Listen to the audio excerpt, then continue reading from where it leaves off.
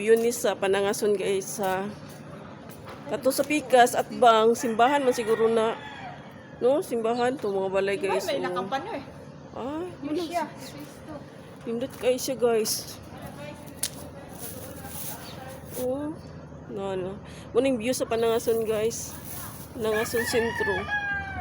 Di lang na ako ma-view, ay ma-videohan tanan guys. Simbahan lang ni sa Katoliko diri sa Panangason guys. Ako ang gi-video. Super.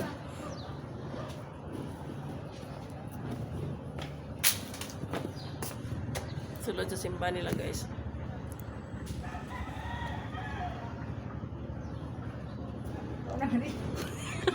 Murag apat ko dito ay.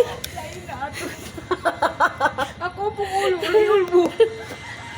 Hala. Sorry guys, nagkatawa ko guys.